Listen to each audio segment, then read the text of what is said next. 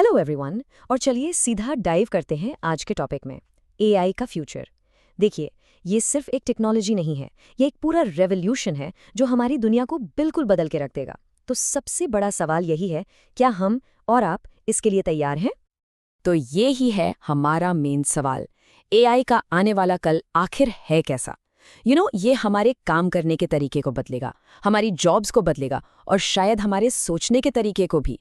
तो आइए इस सफर में हम इन्हीं सवालों के जवाब ढूंढने निकलते हैं। ये रहा हमारा आज का प्लान।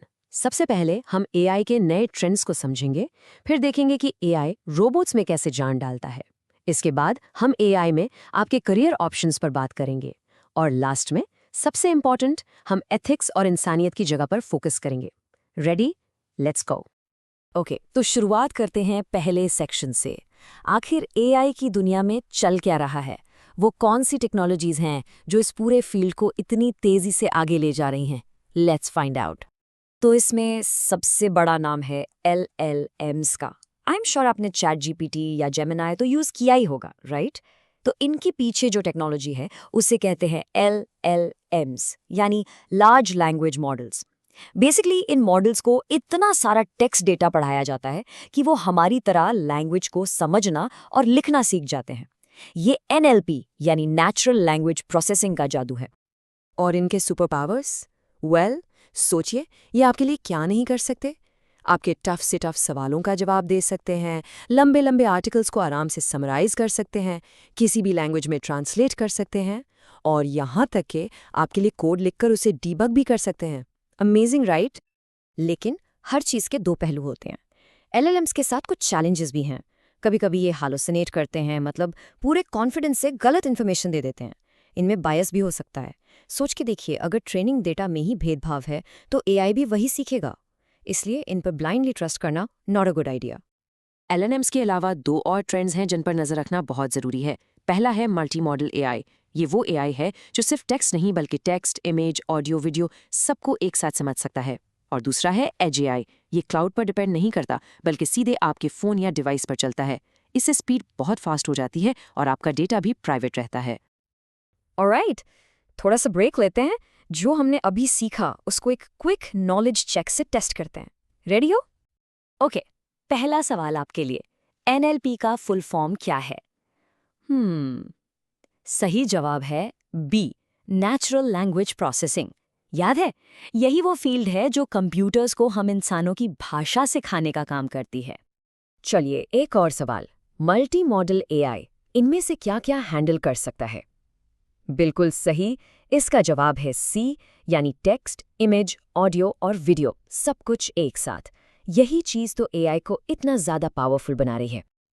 तो अब तक हमने एआई के ब्रेन की बात की, पर क्या होता है जब इस ब्रेन को एक फिजिकल बॉडी मिल जाती है, यानी एक रोबोट का शरीर? Let's move to our next section. एक रोबोट को स्मार्ट बनाने में एआई के 3 मेन काम हैं। स्टेप 1 है परसेप्शन, अपने कैमरा जैसे सेंसर से आसपास की दुनिया को समझना। स्टेप 2 है प्लानिंग, मतलब ये डिसाइड करना कि क्या करना है और वहां तक पहुंचना कैसे है। और स्टेप 3 है कंट्रोल, अपने हाथ पैर की मूवमेंट को परफेक्टली कंट्रोल करना, देखना, सोचना और करना। सिंपल। और ये रोबोट्स अब सिर्फ फिल्मों में नहीं हैं, ये हमारी रियल वर्ल्ड का हिस्सा हैं।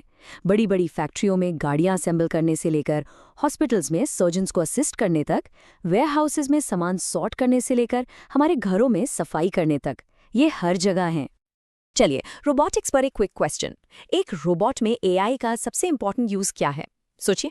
यस, बिल्कुल सही जवाब है बी, परसेप्शन, प्लानिंग और कंट्रोल। यही वो 3 पिलर्स हैं जो एक सिंपल मशीन को एक इंटेलिजेंट रोबोट में बदल देते हैं। टेक्नोलॉजी तो आगे बढ़ रही है, पर आपके लिए इसका क्या मतलब है, स्पेशली आपके करियर के लिए? इस तेजी से बदलती एआई की दुनिया में आपके लिए कौन से नए रास्ते खुल रहे हैं? Let's talk about that. Broadly देखें तो 3 तरह के रोल्स सामने आ रहे हैं। डेटा साइंटिस्ट, जो एक डिटेक्टिव की तरह डेटा में छुपे पैटर्न्स ढूंढता है। मशीन लर्निंग इंजीनियर, जो एक आर्किटेक्ट की तरह उन पैटर्न से एक्चुअल एआई मॉडल्स बनाता है। और एआई रिसर्चर, जो एक इन्वेंटर की तरह बिल्कुल नई एआई टेक्नोलॉजी पर काम करता है। और आप इनमें से कोई भी रोल चुनें, फाउंडेशन इन्हीं स्किल्स पर बनता है। पाइथन जैसी प्रोग्रामिंग लैंग्वेज आनी चाहिए, मैथ्स और स्टैट्स की अच्छी अंडरस्टैंडिंग होनी चाहिए, डेटा हैंडलिंग टूल्स आने चाहिए, और इन सब से बढ़कर क्रिटिकल थिंकिंग, यानी अजीब से अजीब सवाल पूछने की हिम्मत। तो करियर पर एक आखिरी सवाल, एक एआई रिसर्चर का मेन काम क्या होता है? राइट, इसका जवाब है बी, नए एआई एल्गोरिदम्स और मॉडल्स डेवलप करना। ये वो लोग हैं जो कल की टेक्नोलॉजी को आज बना रहे हैं।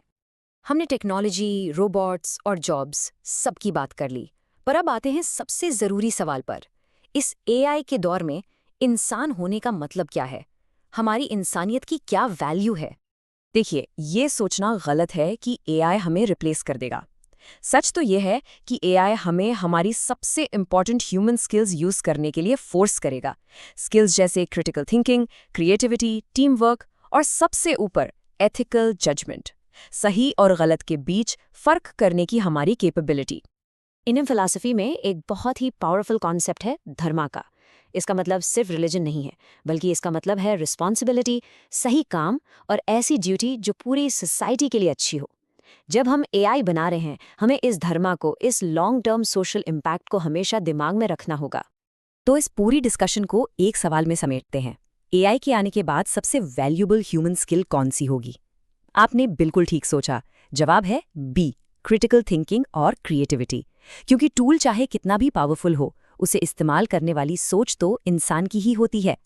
तो मैं आपको इसी एक सोच के साथ छोड़ जाता हूँ। एआई हमें हिस्ट्री के सबसे पावरफुल टूल्स देने वाला है, पर उनका इस्तेमाल सोसाइटी के भले के लिए होगा या नहीं, ये कौन डिसाइड करेगा? टेक्नोलॉजी या फिर हम और आप? सोचेगा ज़रूर। Thank you.